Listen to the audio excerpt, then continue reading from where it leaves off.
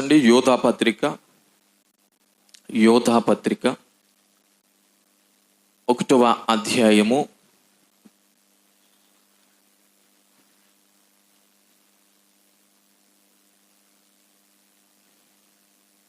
11వ లేఖన భాగం చదువుకుందాం.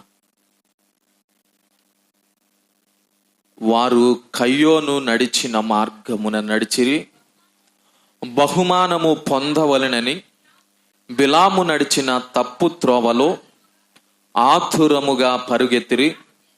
కోరాహు చేసినట్టు తిరస్కారము చేసి నశించిరి అనేటువంటి మాట ఇక్కడ మనము చదువుతూ ఉన్నాం. జాగ్రత్తగా ఈ మాటల మీద ఎల్లరూ కూడా శ్రద్ధ నిలుపుదాం. దేవుడు తనకు ఎవరైతే ప్రియముగా ఉంటారో, ఎవరైతే తన యొక్క మాటలను వినగలుగుతారో వారిని దేవుడు ఖచ్చితంగా జ్ఞాపకం చేసుకుంటారు. అనేక మందికి దీవెనకరంగా వారిని మాత్రమే నడిపిస్తారు అనేటువంటి విధానం మనం తెలుసుకోవాలి. కాబట్టి ఈ రాత్రి ఖచ్చితంగా దేవుని యొక్క మాటల మీద మాత్రమే మీరు దృష్టి పెట్టగలిగితే ఖచ్చితంగా ఆయన యొక్క వాక్కు నిన్ను బలపరచబోతూ ఉంది. విశ్వాసముతో నమ్మిన వారందరూ కూడా బిగ్గరగా ప్రభు నామమును స్తుతిందాం. హల్లెలూయా. కాబట్టి ಎಲ್ಲರೂ కూడా శ్రద్ధ కలిగి ఈ మాటల మీద మీరు లక్ష్యం ఉంచండి. గడిచిన దినాల్లో నేను జ్ఞాపకం చేశాను ఆ యొక్క వచనాల్లో నుండి, 10వ వచనంలో నుండి, మరి ప్రాముఖ్యంగా 9వ వచనంలో నుండి, ఇంకా పై వచనాల్లో నుండి కూడా నేను మాట్లాడడం జరిగింది. అయితే సంఘమును గలిబిలి చేసేటువంటి గుంపును గూర్చి మాట్లాడుతున్నాడు. సంఘమును పాడు చేసేటువంటి గుంపు, ఈ సంఘమును పాడు చేసేటువంటి గుంపు శరీర విషయముల మీద ఏం పెడతారంట? మనస్సు పెడతారు. శరీర విషయాల మీద, శరీర కార్యముల మీద, లోకము నేర్పించేటువంటి పద్ధతుల మీద, అలవాట్ల మీద, ఆచారముల మీద, చీకటికి సంబంధించినటువంటి బిడలుగా వారి యొక్క జీవితాలను వారు కొనసాగిస్తారు. అయితే వీరు ఏం చేస్తున్నారంటే రాను రాను సంఘం అంతటిని కూడా వారి వైపు త్రెప్పుకోవాలి అనేటువంటి ఆలోచనతో సంఘం అంతటిని గలిబిలి చేయడం ప్రారంభించారు. దీనిని బట్టి యోధాకు దేవుడు ఇచ్చినటువంటి ప్రత్యక్షత, యేసు ప్రభువారి యొక్క సహోదరుల్లో ఒక సహోదరుడిగా తన యొక్క జీవనాన్ని ఆయన కొనసాగించినటువంటి పరిస్థితుల్లో యేసు ప్రభువారిని కొంతకాలానికి గుర్తెరిగి యేసు క్రీస్తునందు విశ్వాసం ఉంచి నేను ఎవరిని అంటే యేసు ప్రభువారికి దాసుడును అనేటువంటి విధానములో రాస్తూ చక్కగా సంఘాన్ని బలపరచడం, హెచ్చరించడం, సంఘాన్ని జాగ్రత్త పరచడం ఈ యొక్క యోధా పత్రికలో మనం చూస్తాం. అయితే ఇక్కడ 11వ వచనంలో మరి ప్రాముఖ్యంగా రాయబడుతున్నటువంటి 3 సంగతులు ఉన్నాయి. ఒకటి కయ్యోను, చూడండి, కయ్యోను నడిచిన మార్గం. రెండవదిగా బహుమానము పొందవలెనని బిలాము నడిచిన తప్పు త్రోవ. తర్వాత 3వదిగా కోరాహు చేసినట్లు తిరస్కారము. ఈరోజు మన జీవితాలలో కూడా దేవుని యొక్క ఆశీర్వాదము పొందకపోవడానికి ప్రధానమైనటువంటి కారణాలలో ఈ 3 కారణాలు కూడా మన జీవితాలలో ప్రధానమైనటువంటి పాత్రను పోషిస్తూ ఉన్నాయి. ఒకటేమిటంట? కయ్యోను నడిచిన ఏం మార్గం? అది ఏం మార్గం? ఏమన్నాడు అక్కడ? కయ్యోను నడిచిన మార్గమున నడిచిరి. అది ఎలాంటి మార్గం అనేటువంటి విధానం ఒకసారి మనం ఆలోచన చేద్దాం. గతంలో కూడా నేను అడిగాను, ఆదికాండము 4వ అధ్యాయాన్ని మీరు చదువుతూ ఉన్నప్పుడు అక్కడ మరి ప్రాముఖ్యంగా 2 వ్యక్తులు దేవుని ఎదుటకు వెళ్ళి అర్పణలు తీసుకొని వెళ్ళి అర్పించారంట. ఆ 2 వ్యక్తుల యొక్క అర్పణలు దేవుని ఎదుటకు తేపడినప్పుడు దేవుడు ఒక వ్యక్తి యొక్క అర్పణ లక్ష్య పెట్టాడు, వేరొక వ్యక్తి అర్పణ ఏం చేయలేదు, లక్ష్య పెట్టలేదు. నేను అడిగాను, ఒక చక్కటి ప్రశ్న మీ ఎదుట నేను పెట్టాను. మరి ఎంతమంది సమాధానం చెప్తారో నాకైతే తెలియదు, కానీ మరలా ఆ ప్రశ్న నేను రిపీట్ చేస్తాను, మీరు చెప్పుతారు. ఏమిటి అంటే, ఒక్కసారి 4వ అధ్యాయం చదువుకుందాం, అందరికీ వినబడేటట్లుగా. ఆదికాండము 4వ అధ్యాయం చదువుకుందాం. యోధ ఏమంటున్నాడంటే సంఘాన్ని జాగ్రత్త పరుస్తూ ఉన్నాడు. ఎవరికి శ్రమ అని ప్రారంభించి ఎవరు శ్రమల పాలవుతారు, ఎవరు వారి యొక్క జీవితాలలో శ్రమలు గుండా నడిపించబడతారు అని చెప్పుకుంటూ వస్తూ ఆయన అంటున్నాడు, మొట్టమొదటిగా కయ్యోను నడిచినటువంటి మార్గమున నడిచేవారు శ్రమల పాలైపోతారు. ఎవరు నడిచిన మార్గమునండి? కయ్యోను నడిచిన మార్గమున. ఒక్కొక్కసారి తండ్రి యొక్క బాధ్యత ఆ కుటుంబము ఎడల సరిగ్గా లేదనుకోండి, తండ్రి నడిచేటువంటి నడవడిక లోకములో లోకానుసారంగా గడుపుతూ కుటుంబాన్ని అంతటిని కూడా నాశనములోనికి నడిపించేదిగా, లోకములో ఒక చెడ్డ పేరు కలిగినటువంటి వ్యక్తిగా ఆ వ్యక్తి బ్రతికినప్పుడు వారి యొక్క కుమారులతో బిడ్డలతో అంటారు, మీ నాన్న ఉన్న పేరునంతా పాడు చేశాడు, నీవైనా ఏం చేయాలి? ఆ పేరును నిలవబెట్టాలి, కాపాడాలి అనేటువంటి మాట చెప్తారు. కాబట్టి ఇక్కడ అంటున్నాడు, కయ్యోను నడిచినటువంటి మార్గమున మనం ఏం చేయకూడదంటండి? నడవకూడదు. మరి కయ్యోను నడిచినటువంటి మార్గం ఏమిటంటే అక్కడ చదువుకుందాం. 4వ అధ్యాయము 1వ వచనం. ఆదాము తన భార్య అయిన హవ్వను కూడినప్పుడు ఆమె గర్భవతి అయి కయ్యోనును కని, యెహోవా దయ వలన నేను ఒక మనుష్యుని సంపాదించుకొనుచున్నాను నేను. తరువాత ఆమె అతని తమ్ముడగు హేబేలును కనెను. హేబేలు గొర్రెల కాపరి, కయ్యోను భూమిని సేద్యపరుచువాడు. కొంతకాలమైన తర్వాత కయ్యోను పొలము పంటలో కొంత యెహోవాకు అర్పణగా తెచ్చెను. మొట్టమొదటి అర్పణ ఆలోచన చేద్దాం. మొట్టమొదటి అర్పణ ఎవరు తీసుకొచ్చారంట? ఇప్పుడు మొట్టమొదటి అర్పణ కయ్యోను తేవడం వలన మొట్టమొదటిగా ఏదైనా ఒకరు చేశారనుకోండి, దానికి ప్రత్యేకమైనటువంటి విధానం ఉంటుంది. ఆలోచన చేద్దాం. ప్రత్యేకమైనటువంటి ప్రశంసలు ఉంటాయి. ఒక గిఫ్ట్ ఇచ్చే విధానంలో కావచ్చు, ఎవరినైనా సన్మానించే విధానంలో కావచ్చు, వారే ఫస్ట్ అంటే కొత్తగా చేశారనుకోండి, ఖచ్చితంగా ఆ వ్యక్తిని మనం పొగుడుతామా పొగడమా? పొగుడుతాం. ఇప్పుడు మొట్టమొదటి అర్పణ బైబిల్ అంతటిని కూడా మీరు ఆలోచన చేస్తే మొట్టమొదటి అర్పణ అనగా దేవునిని ఆరాధించడంలో ఒక భాగము. ఆలోచన చేద్దాం. ఇంకా మనకు అర్థం కావాలంటే, నేటి సమాజానికి అర్థం కావాలంటే మొట్టమొదటి కానుక. చెప్పండి ఎవరంట? కానుక ఎవరు ప్రారంభించారు? కయ్యోను ప్రారంభించారు. కయ్యోను దేవుని ఎదుటికి వెళ్ళి అర్పణ తీసుకొని వచ్చారు. ఈ అర్పణ ఏమిటంటే దేవుడు అడగలేదు. ఆలోచన చేద్దాం. అయితే రాను రాను కాలాలు మారుతూ ఉన్నప్పుడు ఇశ్రాయేలీలతో ఆయన ఖచ్చితంగా మాట్లాడాడు. మీరు సంపాదించిన వాటన్నిటిలో కూడా దేవునికి భాగం ఇవ్వాలి. దేవుని సన్నిధానములో ఆహారం ఉన్నట్లుగా, దేవుని యొక్క సేవకులు పోషించబడేటట్లుగా అనేటువంటి కొన్ని ఆజ్ఞలు ఇచ్చారు. కానీ కయ్యోనికి ఎలాంటి ఆజ్ఞ లేదు. కానీ మొట్టమొదటిగా అర్పణ ఏం చేస్తున్నాడు? దేవుని ఎదుటికి తీసుకొని వస్తున్నాడు. ఇంకా చదవండి. హేబేలు కూడా తన మందలో తొలుచూలున పుట్టిన వాటిలో క్రొవ్విన వాటిని కొన్ని తెచ్చెను. యెహోవా హేబేలును అతని అర్పణను లక్ష్య పెట్టెను. కయ్యోనును అతని అర్పణను ఆయన లక్ష్య పెట్టలేదు. కాబట్టి ఆయనకు మిక్కిలి కోపము వచ్చి అతడు తన ముఖము చిన్నబుచ్చుకొనగా, యెహోవా కయ్యోనుతో, నీకు కోపమేలా? ముఖము చిన్నబుచ్చుకొని ఉన్నావేమే? నీవు సత్క్రియ చేసిన ఎడల తలనెత్తుకొనవా? సత్క్రియ చెయ్యని ఎడల వాకిట పాపము పొంచియుండును. నీ ఎడల దానికి వాంఛ కలుగును, నీవు దానిని ఏలిదవు. కయ్యోను తన తమ్ముడైన హేబేలుతో మాట్లాడెను. వారు పొలములో ఉన్నప్పుడు కయ్యోను తన తమ్ముడైన హేబేలు మీద పడి అతనిని చంపెను. ఇప్పుడు మనం చదువుకున్న మాటల్లో నుండి ఒక చిన్న ప్రశ్న మీ ఎదుటికి నేను తీసుకొని వస్తా ఉన్నా. ఏమిటంటే, మొట్టమొదటిగా దేవునికి అర్పణ కానుకను తీసుకొని వచ్చింది ఎవరంట? కయ్యోను. అయితే ఈ కయ్యోను యొక్క పని ఏమిటంటే, పొలాన్ని సేద్యపరిచేవాడు, వ్యవసాయదారు, వ్యవసాయం చేసేవాడు, ఫార్మర్. ఎవరంట? వ్యవసాయం చేసేటువంటి వ్యక్తి, పండించేవాడు, విత్తనాలు వేసేవాడు, సాగు చేసేవాడు. ఈ వ్యక్తి ఏం చేస్తున్నాడంటే, తాను చేసినటువంటి పనిలో నుండి కొంత తీసుకొని వెళ్ళి దేవునికి అర్పణగా ఇచ్చాడు. అయితే అక్కడ రాయబడినటువంటి విధానం ఏమిటంటే, తన తమ్ముడైనటువంటి హేబేలు కూడా ఏం చేశాడంట? ఆయన ఎవరంట? ఆయన పని ఏమిటండి? గొర్రెలను కాసేటువంటి పశువుల కాపరి. ఈయన ఏం చేస్తున్నాడంటే, ఈయన కూడా దేవుని ఎదుటకు ఒక అర్పణ తీసుకొని వెళ్ళాడు, అర్పించాడు.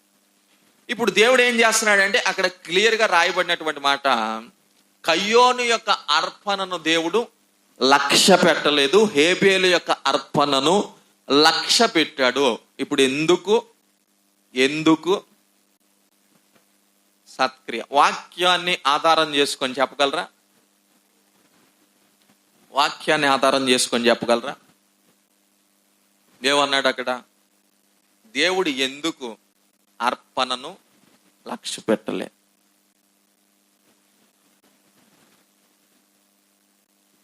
చాలా మంది అంటారు దేవునికి మాంసం అంటే ఇష్టం కాబట్టి. ఏమిష్టం అంట? ఏమిష్టం? కొంతమంది మాంసం కంటే కాయగూరలే బాగా తింటారు. అవునంటారా కదా? మాంసం కంటే కాయగూరలే బాగా తింటారు. ఇప్పుడు దేవుడు మాంసాన్ని ఎక్కువ తిని అంటే దేవుడు వెజిటేరియన్ కాదు. దేవునికి వెజిటేబుల్స్ అంటే ఇష్టం ఉండదా? ఎలా అర్థం చేసుకోవచ్చు ఈ మాట? ఇంకా చెప్పండి, ధైర్యంగా చెప్పండి. ఒక మాట వచ్చింది సత్క్రియ, తర్వాత ఇంకా మీరు చెప్పగలరా? ఆ సత్క్రియ అనేటువంటి పదం దేవుడు ఎందుకు వాడాడంటే, ఎప్పుడైతే దేవుడు కయ్యోను యొక్క అర్పణ లక్ష్య పెట్టలేదో, మనకు కూడా ప్రజలు ఎవరినైనా పొగిడారు అనుకోండి, మనం హ్యాపీగా ఉంటామా బాధగా ఉంటాం? ఒక ఇద్దరు అన్నదమ్ములు ఉన్నారా, పెద్దోడిని బాగా పొగిడేస్తున్నారు, చిన్నోడిని పట్టించుకోలేరు. ఇప్పుడు చిన్నోడు హ్యాపీగా ఉంటాడా? ఉండడు. ఇప్పుడు వీరిద్దరు పరిస్థితి ఎలా ఉంది? ఇద్దరూ బలర్పించారంట. ఏం చేశారండి? ఇద్దరూ బలర్పించారు. ఇద్దరూ బలర్పించిన తర్వాత అక్కడ దేవుడు ఒక వ్యక్తి యొక్క అర్పణ, అంటే ఒక వ్యక్తిని సభాస్ అన్నాడంట. ఏమన్నాడంట? పొగుడుతున్నాడు. వేరొకడిని ఏమన్నాడు? నచ్చలేదన్న. దీన్ని బట్టి ఏం చేశాడు ఈ వ్యక్తి? చిన్నబుచ్చుకున్నాడు, ముఖాన్ని చిన్నబుచ్చుకొని మౌనం అయిపోయాడు. మౌనం అయిపోయిన తర్వాత దేవుడు అంటున్నాడు, ఒకవేళ నీవు సత్క్రియ చేసి ఉంటే ఇలా ఉండవేమో అనేటువంటి ఒక చిన్న ఆలోచన జ్ఞాపకం చేస్తున్నాడు.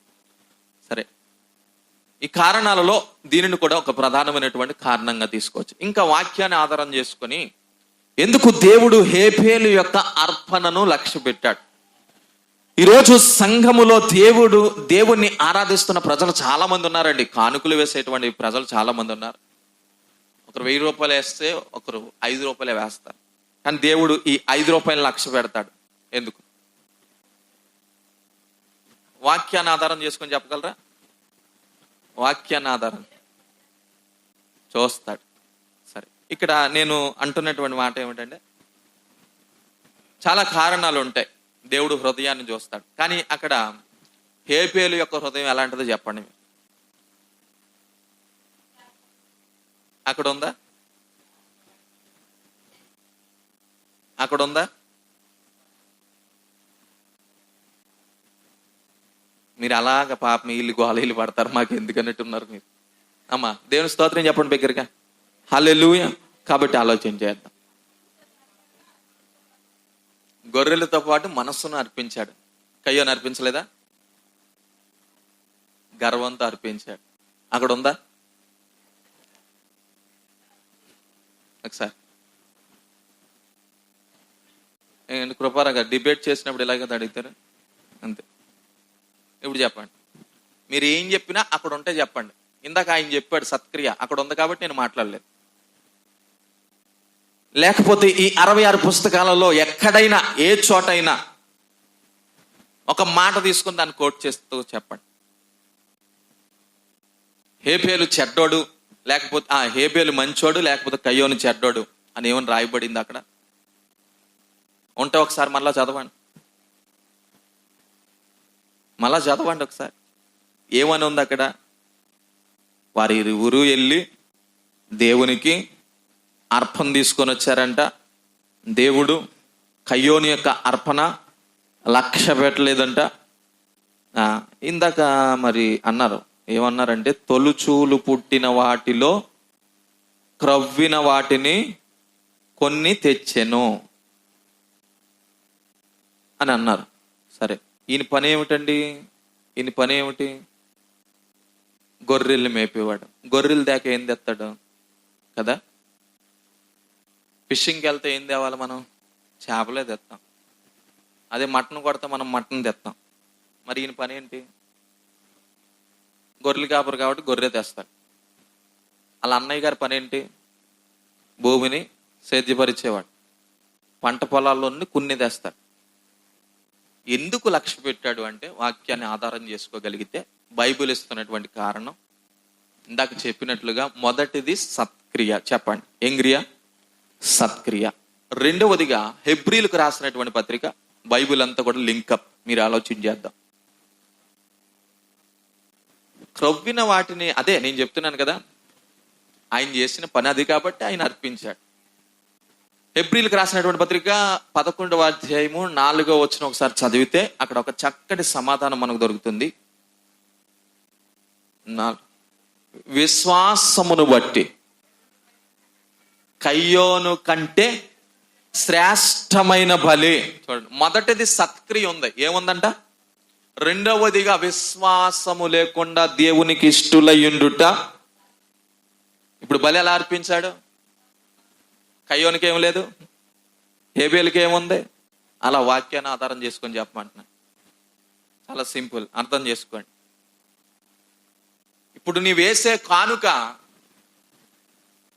నేనేదో ఇస్తున్నాను అని వేయకూడదంట. ఎలా వేయాలి? విశ్వాసముతో. ప్రార్థన చేసేటప్పుడు కూడా అందరూ చేస్తున్నారు నేను చెయ్యాలని కాదంట. దేవుని యొక్క వాక్యం రాయబడింది, నమ్మి ప్రార్థించాలంట. ప్రార్థించి మనం నమ్ముతాం, అది చెప్పట్లా బైబుల్. దేవా నీవు నాకు మంచి ఇల్లు ఇవ్వబోతున్నందుకు అని చెప్పలా. ఏం చెప్పాడు తెలుసా? ఇచ్చినందుకు. విశ్వాసం అంటే ఏమిటంట? ఇచ్చినందుకు. అది జరగబోయేది జరిగేటట్లుగా విశ్వాసం ఏమిటంట? దృశ్యమైనవి అదృశ్యమైనవి అని రాయబడింది. అంటే కనబడనివి, కనిపించేవి, కనిపించనివి. విశ్వాసం అంటే ఏమిటంట?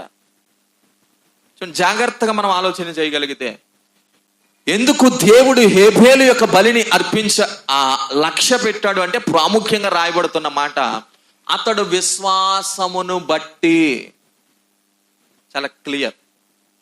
ఇది రెండవ విషయం. మూడవదిగా దేవుడు ఎందుకు లక్ష్య పెట్టాడు అనేటువంటి విధానం యోహాను మొదటి పత్రిక 3వ అధ్యాయము 12వ వచనం.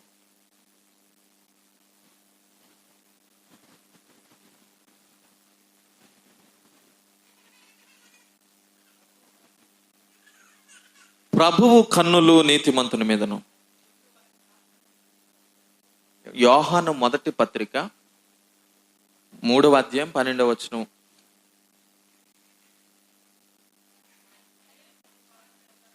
మనము కయ్యోను వంటి వారమై ఉండరాదు, వాడు దుష్టిని సంబంధి అయి తన సహోదరుని చంపెను అనేటువంటి మాట ఇక్కడ రాయబడింది. చూడండి, ఇందాక మనం చెప్పుకున్నట్లుగా హేబేలు ఎలా అర్పించాడు అర్పణ అంటే మొట్టమొదటిగా సత్క్రియ, రెండవదిగా విశ్వాసమును బట్టి అర్పించాడు.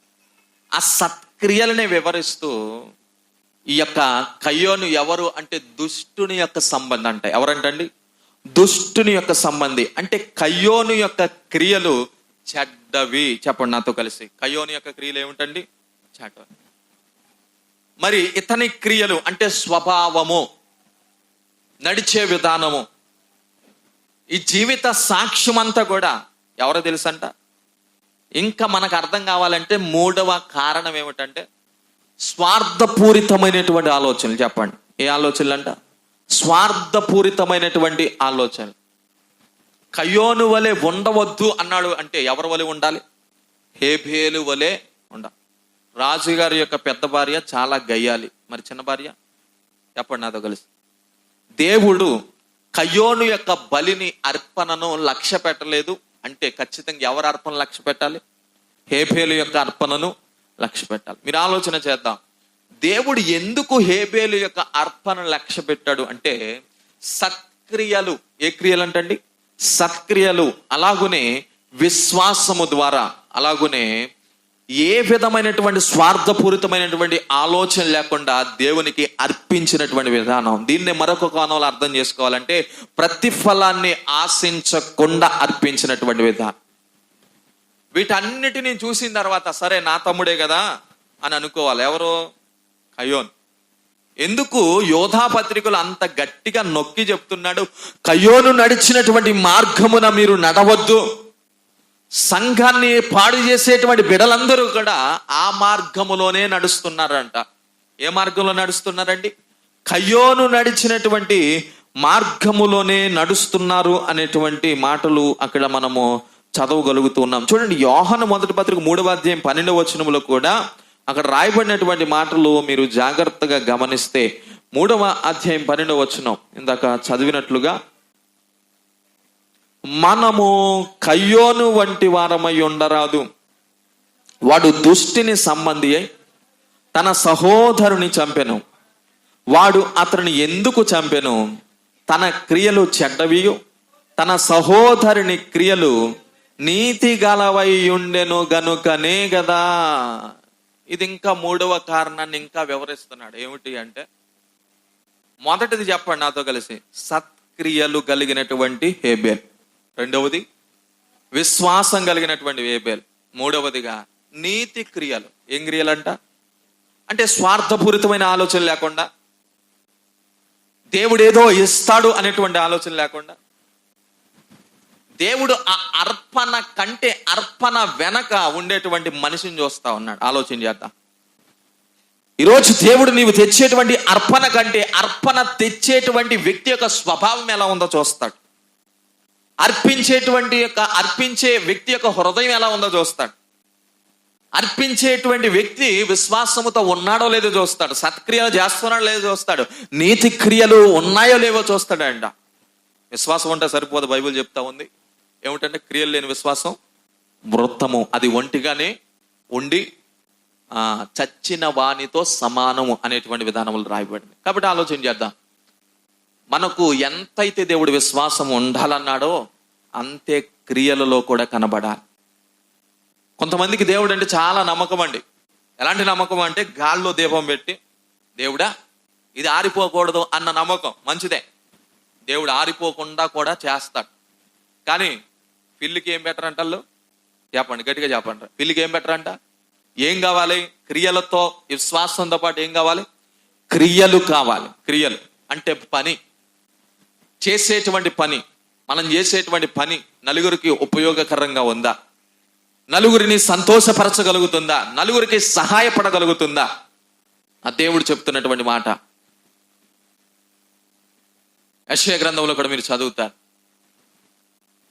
మరి అంటారు, మేము ఉపవాసం ఉండగా నీవెందుకు చూడవు, లక్ష్య పెట్టవు అంటారు. దేవుడు అంటాడు, మీరు ఉపవాసం ఉంటున్నప్పుడు ఆకలితో ఉంటున్నారు. ఉపవాసం ఉన్నప్పుడు మీ యొక్క పనులన్నీ కూడా మీరు చేసుకుంటున్నారు. ఉపవాసం ఉన్నప్పుడు పనివారి చేత బాధలు, అనేక రకములైనటువంటి ఇబ్బందులు గుండా వారిని నడిపిస్తున్నారు. దీనిని బట్టి నేను ఏం చెయ్యను అంటే, మీ యొక్క ఉపవాసాన్ని లక్ష్య పెట్టను. ఎవరైనా శ్రమలో ఉంటే వారిని మీరు ఏం చేయాలి? ఆదరించాలి. ఇబ్బందులో ఉంటే వారిని ఏం చేయాలి? ఎవరైనా బందీలుగా ఉంటే వారిని మీరు ఏం చేయాలి? విడిపించాలి. ఇవన్నీ కూడా చెప్తారు. ఇలా చేస్తే నేను ఖచ్చితంగా మీ ఉపవాసాన్ని ఏం చేస్తానన్నాడు? లక్ష్య పెడతానన్నాడు. కాబట్టి మనకు ఏ క్రియలు ఉండాలంట? మొదటిగా సత్క్రియ, రెండవదిగా విశ్వాసము, మూడవదిగా ఇప్పుడు 3 కారణాలు. ఎవరైనా అడిగారు అనుకోండి, దేవుడు ఎందుకు లక్ష్య పెట్టాడు అంటే, దేవునికి దూడంటే బాగా ఇష్టం, దేవునికి రక్తం అంటే బాగా ఇష్టం అని సమాధానాలు కాకుండా మనం ఏం చెప్పాలి అంటే, వాక్యాన్ని ఆధారం చేసుకొని సత్క్రియలు కలిగినటువంటి హేబేలుని దేవుడు చూశాడు. రెండవదిగా విశ్వాసం కలిగినటువంటి హేబేలుని దేవుడు చూశాడు. మూడవదిగా నీతి క్రియలు కలిగినటువంటి హేబేలును. ఒకవేళ సంఘంలో ఎవరైనా అలిగి ఇతరుల మీద కోపడ్డారనుకోండి, నేను మనసులో అనుకుంటాను, వచ్చాడు ఎవరు? భోజనాల దగ్గర అలిగి వెళ్ళిపోయారు అనుకోండి మనసులో, ఎవరు వచ్చారు? నవ్వమాకండి, మనసులో అనుకోండి చాలు. ఎవరు వచ్చారు? కయ్యోను యొక్క స్వభావము. కోపగించుకొని సొంత తమ్ముడు అంట. ఎవరంటండి? పాపమునకున్న బలం ఏమిటో తెలుసా? పాపమునకున్నటువంటి బలం ఏమిటి అంటే రక్త సంబంధాలను సహితము లెక్క చేయదంట. రక్త సంబంధాలను సహితము లెక్క చేయదంట పాపమునకు ఉండేటువంటి బలం. కాబట్టి సొంత తమ్ముడు, ఒకటే రక్తం, ఈ సొంత తమ్ముడిని ఏం చేశాడు అంటే దేవుడు అతని అర్పణను ఎందుకు లక్ష్య పెట్టాడని చంపేశాడంట. ఏం చేశాడంట? నిరపరాధి అనేటువంటి మాట దేవునికి మరుగై ఉన్నది ఏదియో లేదు. ఎందుకు అడుగుతున్నాడు? దేవుని యొక్క వాక్యం అంతని కూడా మీరు గమనిస్తే, దేవుడు నిన్ను ప్రశ్నిస్తూ ఉన్నప్పుడు, ఆ ప్రశ్నని ఎదుటికి వస్తున్నప్పుడు, దేవుడు అడిగినప్పుడు నీవు చేసింది తప్పు అని నీవు గుర్తెరిగి దేవుని ఎదుటికి వెళ్ళి ఒప్పుకోవడం ప్రారంభిస్తే నీకేముంటుంది? క్షమాపణ ఉంటుంది. ఈ ముగ్గురు వ్యక్తులు మీరు ఆలోచన చేయండి. వీరిస్తున్న సమాధానాలు. ఆ 9వ వచనం ఒకసారి. ఆదామిస్తున్న సమాధానం ఏమిటండి? ఆదామిస్తున్న సమాధానం 10వ వచనంలో, అందుకతడు, నేను తోటలో నీ స్వరము వినినప్పుడు దిగంబరినిగా ఉంటిని గనుక భయపడి దాగుకొంటినను. అందుకు ఆయన, నీవు దిగంబరమని నీకు తెలిపిన వాడెవడు? నీవు తినకూడదని నేను నీకు ఆజ్ఞాపించిన వృక్ష ఫలములు తింటివా అని అడిగాను. అందుకు ఆదాము, నాతో నుండుటకు నీవు నాకిచ్చిన ఈ స్త్రీయే ఆ వృక్ష ఫలముల్లో కొన్ని నాకు ఇయ్యగా నేను తింటిన. నేను ఏమన్నాడు? నీవు తిన్నావా అని అడిగాడు. ఏం చెప్పాలి దీనికి? ఏం చెప్పాలా? మీకు ఇద్దరు బిడ్డలు ఉన్నారు. ఏరా స్కూల్కి మానేసావు అని చిన్నవాడిని అడిగారు. అన్నయ్య మానేశాడు కాబట్టి ఏం చెప్తాడు? మనం ఎవరిని అడుగుతున్నాం? ఆ చిన్నవాడిని అడుగుతున్నాం. ఆ చిన్నవాడు ఏం చెప్పాలి? ఆడి కారణం చెప్పాలి. ఇప్పుడు ఆదాముని అడుగుతున్నాడు దేవుడు. ఆదాము ఏమంటున్నాడు? నీవు నాకు ఇచ్చిన ఈ భార్య. ఒకవేళ దైవజనుడు గాని, ఒకవేళ దేవుడు గాని మనల్ని అడిగితే మనం అంటాం, ఈ మగవాళ్ళందరూ అంటారు, నీవు నాకు పెళ్లి చేసేవా ఆడదొంద చూడు. ఎవరన్నాడు? ఇప్పుడు ఆదాము వెళ్ళి ఏమంటున్నాడు? ఈ ఆడదాని వల్లే నేను ఆ ఫలము. ఇప్పుడు దేవుడు అటు ఇటు పోను ఎవరి దగ్గరికి వెళ్ళాడండి? స్త్రీ దగ్గరికి వెళ్ళాడు. అక్కడ మీరు చదివారు ఇందాక 13వ వచనంలో చదివారు. 13వ వచనం ఇప్పుడు చదువుదాం. అప్పుడు దేవుడైన యెహోవా స్త్రీతో, నీవు చేసిన పని ఏమిటి అని అడుగగా స్త్రీ, సర్పము నన్ను మోసపుచ్చినందున తింటినను. ఏమన్నదంట? సర్పము నన్ను మోసపుచ్చినందున. ఆదామేమో స్త్రీ మీదకి నెట్టాడు, స్త్రీ ఏమో సర్పం మీదకి నెట్టాడు. ఇప్పుడు మనలా పాపం చేసిన తర్వాత మరలా దేవుడు అడుగుతున్నాడు. ఎవరిని అడుగుతున్నాడు? ఇప్పుడు వీళ్ళిద్దరు వెంటనే అనాలా, ప్రభువా మేము చేసింది నాయనా తప్పే నాయనా, మమ్మల్ని క్షమించండి అని అంటారేమో అని దేవుడు ఒకవేళ ఎక్స్పెక్ట్ చెయ్యొచ్చు. కాబట్టి ఇప్పుడు 3వదిగా ఎవరిని అడుగుతున్నాడు? మరలా పాపం చేసిన తర్వాత వీరి యొక్క సుపుత్రుడు. చెప్పండి, ఏం పుత్రుడు అంట? గారాల పట్టి. కయ్యోని ఎవరంట? గారాల పట్టి. ఇప్పుడు ఈ గారాల పట్టి ఏం చేసింది? తమ్ముడిని చంపేసింది. ముద్దులు కొడుకుని చంపేస్తే తల్లిదండ్రులు ఊరుకుంటారా? ఈ తల్లిదండ్రుల కంటే ఎక్కువ బాధ్యత ఇంకొక తండ్రి తీసుకున్నాడంట. ఎవరు అయినా? మనం ఆరాధిస్తున్నటువంటి తండ్రి అయినా దేవుడు. ఈ దేవుడు బాధ్యత తీసుకుని అడుగుతున్నాడంట, నీ తమ్ముడు ఎక్కడున్నాడు? ఈ విషయాన్ని మీరు దృష్టిలో పెట్టుకోండి. యథార్థవంతులు గాని, నీతిమంతులు గాని ఈ లోకములో ఒకవేళ వారి యొక్క పేరు వినబడకపోతే, వారికి మనము ఏదైనా హాని చేస్తే దేవుడు ఖచ్చితముగా మనల్ని లెక్క అడుగుతాడు. ఎంతమందికి అర్థమవుతున్నాయి మాటలు? యథార్థవంతుని విషయంలో ఏదైనా మనం కీడు వాటిల్లింపజేసామనుకోండి, యథార్థవంతుల విషయంలో ఏదైనా మనము చెయ్యకూడనటువంటి ఒక నేరము వారి మీద మోపామనుకోండి, మనం లెక్క ఎవరు అడుగుతారండి? ఇప్పుడు హేబేలును గురించి ఎవరు అడుగుతున్నారు? దేవుడు అడుగుతున్నాడు, నీ తమ్ముడు ఎక్కడ? ఇప్పుడు ఏం చెప్పాలి? అయ్యా నీకు అన్నీ తెలుసు కానీ నేను చంపినట్టు నీకు తెలుసు అని ఏం చేయాలా? ప్రభువా నన్ను. ఈయనేమన్నాడు? నేనేమైనా కాపలా వాడినా నా తమ్మునికి, ఏమైపోయాడో నువ్వు చూసుకో అన్నట్టుగా మాట్లాడాడు. దీనికి దేవుడు ఇస్తున్నటువంటి సమాధానం ఏమిటంటే 10వ వచనం, అప్పుడు ఆయన, నీవు చేసిన పని ఏమిటి? నీ తమ్ముని రక్తము, నీ తమ్ముని రక్తము యొక్క స్వరము నేలలో నుండి నాకు మొర్ర పెట్టుచున్నది. కావున నీ తమ్ముని రక్తమును నీ చేతిలో నుండి పుచ్చుకొనుటకు నోరు తెరచిన ఈ నేల మీద ఉండకుండా నీవు శపింపబడుదువు. నీవు నేలను సేద్యపరిచినప్పుడు అది తన సారమును ఇక్క మీదట నీకు ఇయ్యదు. నీవు భూమి మీద దిగులు పడచ్చు, దేశ దిమ్మరివై. చాలు, ఏమన్నాడంట? దేశ దిమ్మరివై ఉందువు. ఎందుకు ఎందుకు ఎందుకు? దేవునికి ఇష్టమైనటువంటి ఒక బిడ్డను చంపడం ద్వారా. ఎవరికి ఇష్టమైన బిడ్డ అంట? ఎందుకు దేవుడు ఎందుకు ఇష్టపడ్డాడు హేబేలును? ఇందాక మనం చెప్పుకున్నాం. దేవుడు మనల్ని ఎందుకు ఇష్టపడాలండి? మనం మంచివారమనా? మంచి క్రియలు ఉన్నాయనా? దేవుని యొక్క వాక్యం అంటుంది, మీలో ఏమాత్రము కూడా మంచి లేదు. ఏ మనుష్యుడు కూడా ఈ భూమి మీద నీతిమంతుడు లేడు. అందరిని ఏం చేశారంట? పాపం చేసి, ఏ భేదము లేదు, అందరిని పాపం చేసి దేవుడు అనుగ్రహించి మహిమను పొందలేకపోతాడు. దేవుడు ఎందుకు ఇష్టపడాలండి అంటే, మొట్టమొదటిగా దేవుడు ఒక వ్యక్తిని ఇష్టపడుతున్నాడు అంటే సత్క్రియలు ఉండాలంట. ఏముండాలి? రెండవది ఎందుకు ఇష్టపడతాడు అంటే విశ్వాసం ఉండాలంట. మూడవదిగా ఎందుకు ఇష్టపడతాడు అంటే నీతి క్రియలు ఉండాలంట. ఇప్పుడు హేబేలుని దేవుడు ఎందుకు ఇష్టపడ్డాడు? వీటన్నిటిని చూసి. ఇది ఎవరికి నచ్చలేదు? కుళ్ళుబోతోళ్ళకి నచ్చదు. చెప్పండి, ఎవరికి నచ్చదండి? కుళ్ళుబోతోళ్ళకి నచ్చదు. యథార్థవంతులను దేవుడు దీవిస్తున్నటువంటి పరిస్థితుల్లో, యథార్థవంతులను దేవుడు ఆశీర్వదిస్తున్నటువంటి పరిస్థితుల్లో, యథార్థవంతులు అంచులంచులకు ఎదుగుతున్నటువంటి పరిస్థితుల్లో కుళ్ళుబోతోళ్ళకి నచ్చదు. జాగ్రత్తగా వినాలి మీరు. నేను నమ్ముతున్నాను, యథార్థవంతులు అంతకంతకు అంతకంతకు అంతకంతకు మొదట వారి యొక్క స్థితి కొద్దిగా ఉండినను తొదకు వారు ఏం చేయబడబోతున్నారు తెలుసా? మహా అభివృద్ధి పొందబోతున్నారు. ఇది ఎవరికి నచ్చదు?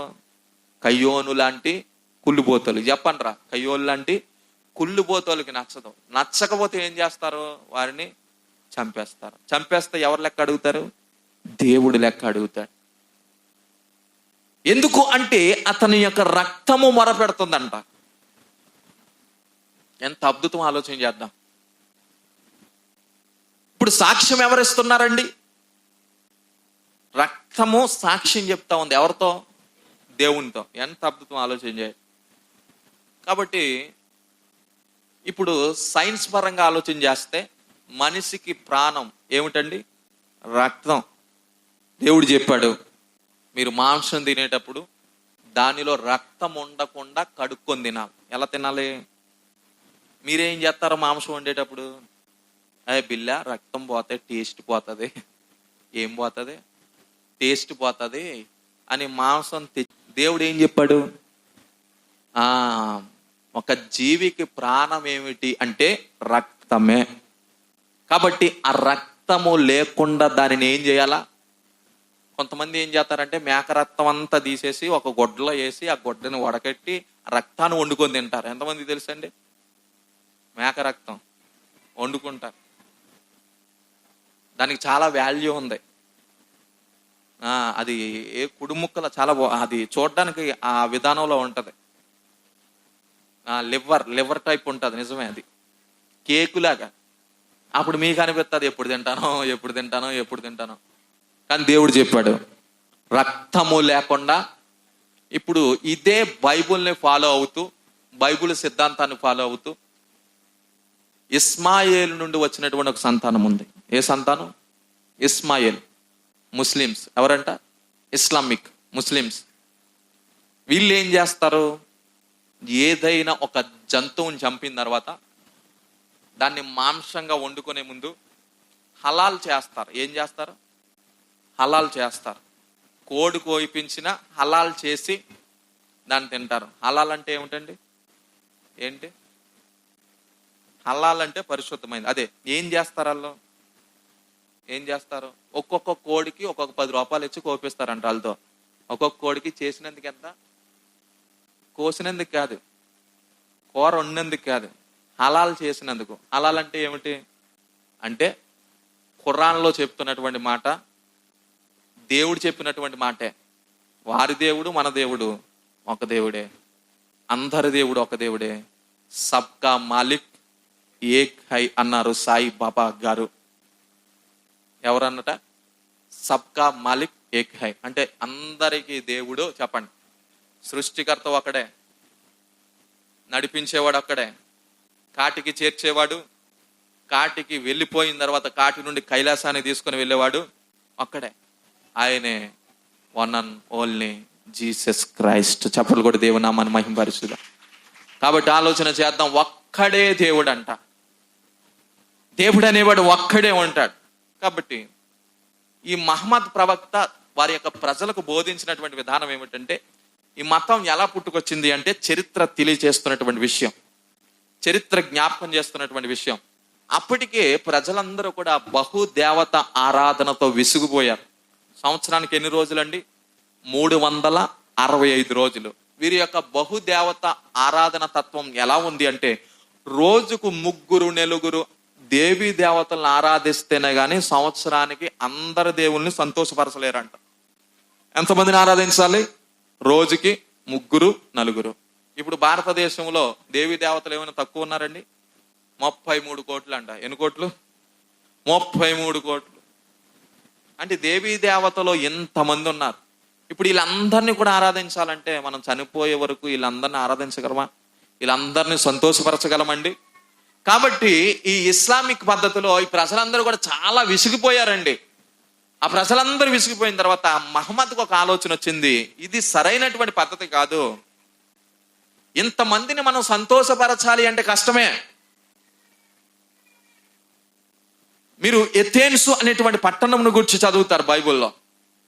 అపోస్తులుడైనటువంటి పౌలు గారు ఒక పట్టణానికి వెళుతూ ఉన్నప్పుడు కొరింథీయులకు రాసినటువంటి పత్రికలో ఈ మాటలు మీరు చదువుతారు. అక్కడ ఒక పట్టణానికి వెళుతూ ఉన్నప్పుడు ఆ పట్టణములో బహుదేవత ఆరాధన ఉండేదంట. అక్కడ ఒక బలిపీఠం మీద రాయబడిన పేరు ఏమిటో తెలుసా? తెలియపడని. చెప్పండి నాతో కలిసి, తెలియపడని దేవుడు.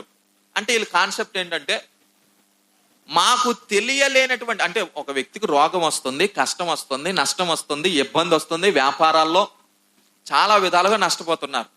ఒకవేళ మాకు తెలియలేనటువంటి దేవుడు ఒకవేళ ఉంటే ఆయనను మేము ఆరాధించడం లేదని ఈ విపత్తులన్నీ తీసుకొని వస్తున్నాడేమో అని ఆలోచన చేసి ఆ బలిపీఠానికి ఏం పేరు పెట్టారంట? అక్కడ ఉన్న ప్రజలందరూ కూడా వారికి తెలిసిన దేవుళ్ళందరి పేర్లు కూడా పలానా పేరు చెప్పాడు, పలానా పేరు చెప్పాడు, పలానా పేరు చెప్పాడు.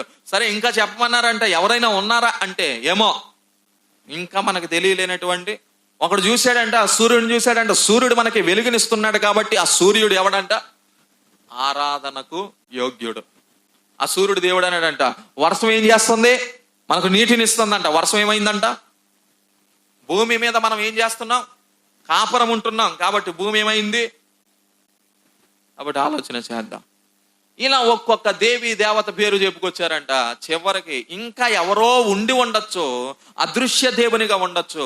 ఆ దేవుడు ఎవరో మనకు తెలియదు కాబట్టి వారు రాసిన మాట ఏమిటంట?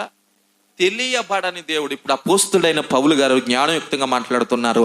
ఆ తెలియబడని దేవుడు ఎవరో కాదు, ప్రభువైన, గట్టిగా చెప్పండి, యేసుక్రీస్తే ఆయనే నిన్ను పుట్టించాడు అని చెప్పాడు. పీజులు ఎగిరిపోయారు. దేవునికి స్తోత్రం. ఆ తెలియబడని దేవుడు ఎవరో కాదు, ప్రభువైన యేసుక్రీస్తు అని చెప్పాడంట. ఇప్పుడు ఈ మహమ్మద్ ఆ గ్రంథాన్ని ఎలా ప్రారంభిస్తున్నాడు అంటే, ఇంతమంది దేవీ దేవతలను ఆరాధించి విసిగిపోయారు.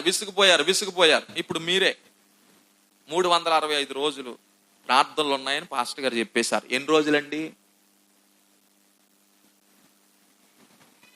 మనకు వారానికి 2 సార్లు రావడమే ఎక్కడో కష్టం, కానీ 365 రోజులు అంటే వస్తామండి. ఇప్పుడు ఈ 365 రోజులు రోజుకు 3 ఆరాధనలు. అలా ఉన్నారా? రోజుకి ఎన్ని ఆరాధనలు? ఇప్పుడు వీళ్ళ పరిస్థితి ఎలా ఉంది తెలుసా? రోజుకి 3-4 దేవుళ్ళని ఆరాధించాలంట. ఒక దేవుడికి పూలు అంటే ఇష్టం, ఒక దేవుడికి పళ్ళు అంటే ఇష్టం, ఒక దేవుడికేమో నల్లబట్టలు, ఒక దేవునికేమో ఎర్రబట్టలు, ఒక దేవునికేమో తెల్లబట్టలు. 3 రోజుల్లోనే, ఈ ఒక్క రోజులోనే మార్చి కట్టగలమా? మార్చి పూలు తేగలమా? మార్చి స్నానాలు చేయగలమా? మార్చి మార్చి నిష్ట చేయగలమా? ప్రజలకు విసుగుదల వచ్చేసింది. ఇప్పుడు మహమ్మద్ ప్రవక్త దేవుని యొక్క లేఖనాలు పరిశీలన చేసి, ధర్మశాస్త్రాన్ని పరిశీలన చేసి, ఆయన ఒక కల్పిత గాథను ముందుకు తీసుకొని వచ్చాడు. అది ఏమిటో తెలుసా? ఆయన కొండల్లోకి వెళ్ళిన తర్వాత గాబ్రియేలు దూత, ఎక్కడ ఉంటుంది దూత? గాబ్రియేలు దూత ఒకటి వచ్చింది. ఈ గాబ్రియేలు దేవదూత ఒక పుస్తకాన్ని పట్టుకొని ఎవరి చేతిలో పెట్టిందంట? ఎవరి చేతిలో పెట్టింది? మహమ్మద్. ఈ మహమ్మద్ ఎవరో తెలుసా? పశువులను ఎక్స్పోర్ట్ చేసేటువంటి ఒక వ్యక్తి. పశువులను కాస్తూ విదేశాలకు ఆ పశువులను అమ్మేటువంటి ఒక వ్యక్తి అంట. ఈ వ్యక్తి ఒక కాపరిగా పనిచేస్తా ఉన్నప్పుడు ఆ కొండ గుహల్లోనికి వెళ్ళిన తర్వాత, నేను ఇశ్రాయేలీలకు ఇచ్చినంత కూడా తప్పు అని చెప్పి ఒక కొత్త పుస్తకాన్ని పరలోకంలో నుండి తీసుకొని వచ్చిందంట. ఎవరంట? గాబ్రియేలు అనేటువంటి ఒక దేవదూత తీసుకొని వచ్చి అతని చేతిలో పెట్టిందంట. ఏమని చెప్పింది? కొన్ని ఆజ్ఞలు రాసిందంట. ఏ ఆజ్ఞలు? మనకు ఉన్నాయి కదా 10 ఆజ్ఞలు. ఆ ఆజ్ఞలలే ఒకే దేవుడు ఉండాలి, ఆయనే అందరికీ దేవుడై ఉండాలి, ఆయనే అల్లాహు అని చెప్పిందంట, ఆయనే దేవుడై ఉన్నాడని చెప్పిందంట. ఇప్పుడు ప్రజలందరూ విసిగిపోయారు. విసిగిపోయిన తర్వాత ఈ మాట వారికి చాలా వినసంపుగా అనిపించే, మేము ఈ ఆరాధనలో మాత్రమే ఉంటాము అని చాలా మంది ఆ ఆరాధన స్వీకరించారు. ఆలోచన చేద్దాం. చాలా మంది స్వీకరించారు. దానిలోనే ఒక మాట వారు తీసుకుంటున్నటువంటి మాట ఏమిటో తెలుసా? జీవికి ప్రాణం ఏమిటండి? దేవుడే చెప్పాడు. ఏం చెప్పాడు తెలుసా? మనం బైబిల్లో చదువుతాం ఆ మాట. ఏదైనా మీరు తినేటప్పుడు రక్తము లేకుండా ఏం చేయాలా? ఇప్పుడు హలాల్ చేస్తారు. హలాల్ అంటే ఏమిటంటే, ఒక కత్తి తీసుకొని వెళ్ళి ఇక్కడ గుచ్చేస్తారంటే, ఎక్కడ? పేక గుచ్చేస్తారు. ఏం చేస్తారు? పేక దగ్గర గుచ్చుతారు. మీరు కొన్ని వీడియోస్లో చూస్తారు. వంటిని కూడా వాళ్ళు ఏం చేస్తారు? ఒంట్లు చూసారా? మనకు అనిపిస్తుంది, ఏంటి వీళ్ళకి బుర్రలేదా? ఒంటికి పేక దగ్గర ఎందుకు గుచ్చుతున్నారు అనుకుంటాం. కోడికి కూడా వాళ్ళు ఏం చేస్తారు తెలుసా? పేక దగ్గర గుచ్చి దాంట్లో నీళ్లు పోసేస్తారు. ఏం చేస్తారు? వాటర్ పోస్తారు. వాటర్ పోసిన తర్వాత ఈ రక్తం అంతా సబ్ మనం పరిగెట్టుకుంటూ బయటకు వచ్చేస్తారు. మొత్తం రక్తం బయటకు వచ్చేస్తుంది. బయటకు వచ్చేస్తున్నటువంటి సమయంలోనే కొన్ని లేఖనాలు వారు మనసులో చదువుకుంటూ ప్రార్థన, అంటే మన భాషలో ప్రార్థన, ఆ ప్రార్థన పూర్వకంగా ఒక చిన్న మాట అనుకుంటారు. మీరు భోజనం చేసే ముందు ప్రార్థన చేస్తున్నారు కదా, దేవా దీనిని పరిశుద్ధపరచు, దేవా దీనిని దీవించండి అని ప్రార్థించినట్లుగానే వారు హలాల్ చేస్తారన్నమాట. ఇది పరిశుద్ధపరచబడింది. చెప్పండి నాతో కలిసి, ఏమిటంట? ఇది పరిశుద్ధపరచబడింది అని ఏం చేస్తారు అంటే దానిని తింటారు. కాబట్టి దేవుడు చాలా చక్కటి సైన్స్ చెప్పాడు. ఒక వ్యక్తి ప్రాణంతో ఉండాలి అంటే ఖచ్చితంగా రక్తం కావాలంట. ఏం కావాలి? రక్తం కావాలంట. ఇప్పుడు ఈ వ్యక్తి చనిపోయిన అదే రక్తము ఏం చేయడం ప్రారంభిస్తా ఉంది? మొర్ర పెట్టడం ప్రారంభిస్తా ఉంది. దేవునికి మహిమ కలుగును గాక. ఒక్కవేళ మన రక్తాన్ని కోసామనుకోండి, కోసి తీసి బయట ఆడేసాం అనుకోండి, ఈ కోసు నుండి ఎన్ని బండబూతులు తిడుతుందో ఈ రక్తం. ఇప్పుడు హేబేల్ రక్తం ఏం చేయాలా? ఆ కయ్యోడిని వదలొద్దున ఆయన, ఏసేనాయనా అండి అని చెప్పాలా. ఆ కయ్యోని చేసిన పని ఏమిటో తెలుసా అని చెప్పాలా. చూడండి, రక్తము మొరపెడతా ఉంది. ఈరోజు అనేక మంది హతసాక్షుల యొక్క రక్తాలు కూడా మొరపెడతా ఉన్నాయి దేవుని ఎదుటికు. మాకు ప్రతీకారం ఎప్పుడు చేస్తావు నాయన? మాకెప్పుడు నాయన నీవు న్యాయాన్ని జరిగిస్తావు? హతసాక్షుల యొక్క రక్తము మొరపెడతా ఉంది. బలిపీఠము క్రింద ఉంటారంట వారు. ఎక్కడ ఉంటారు తెలుసా? బలిపీఠము కింద హతసాక్షులు అయిపోయిన వారు.